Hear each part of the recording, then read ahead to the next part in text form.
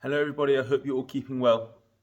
Unfortunately, as you're probably aware, we've had to shut down the shore again due to the steep rise of COVID cases, especially in our area. However, there is positive news. The vaccines are being rolled out, and hopefully soon we'll be able to open our doors again properly and resume service as normal. In this week's parasha, Parashat Vayechi, we see the passing of Yaakov, Jacob, the last of our forefathers, the last of our patriarchs. But who was Yaakov? Who was he? How do we know him? If we roll back a few weeks to where the Torah introduces us to Yaakov and his brother Esav. The Torah introduces Yaakov as being Ish Tam. Yaakov Ish Tam. Yaakov was a Tam man. And what does the word Tam mean? There are two ways to translate the word Tam. It can be simple or it can mean pure. Last week, my dear grandfather passed away in Manchester at the age of 97. Born in 1923 in a small village on the Austro-Hungarian border called Deutschkreuz, known to the locals as Salem. As a teenager, him and his family were forcibly evicted by the Nazis and sent off to Vienna. From there, he got on the Kindertransport and made his way over to England.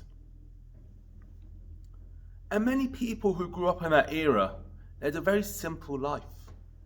They didn't have the technology we have. They didn't have the food or clothing that we have. They definitely didn't have the fashion that we have nowadays.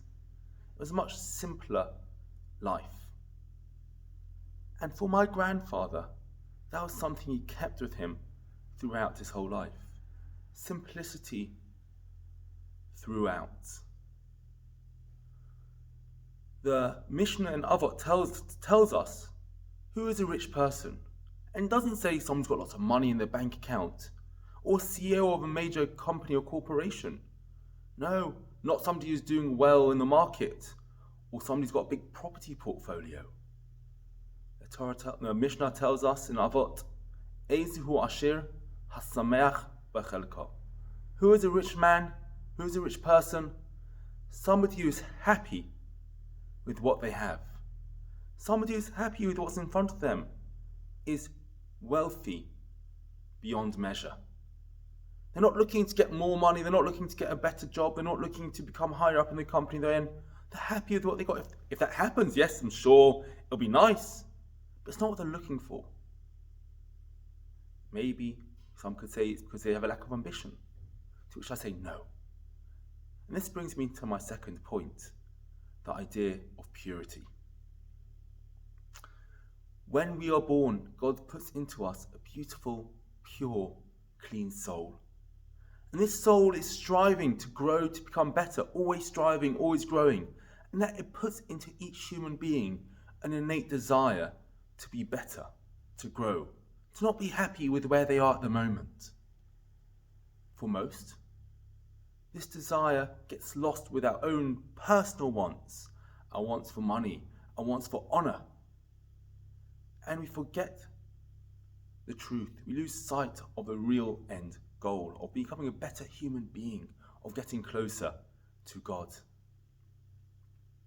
However, somebody who is rich, described by the Mishnah and Avot, they're happy with what they've got.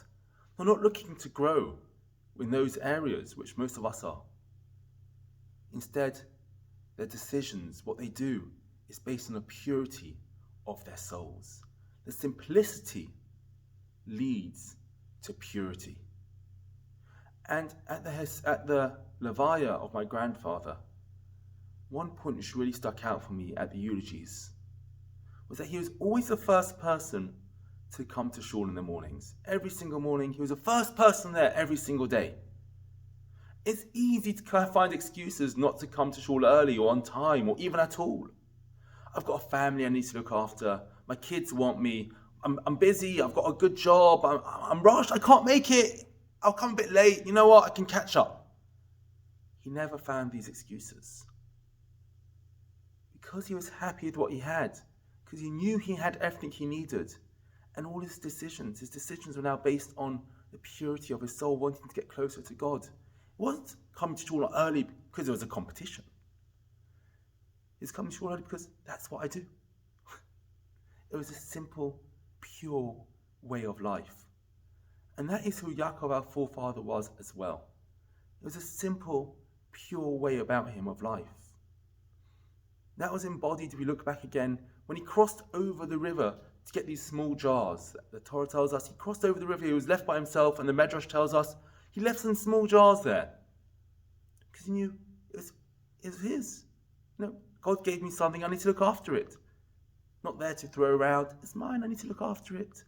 And Yaakov truly embodied this idea of pure and simple.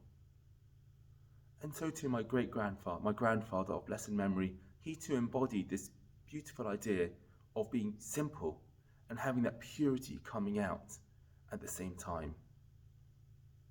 And that's my blessing to all of us, that we can see the simplicity of life. We can be happy with what we have.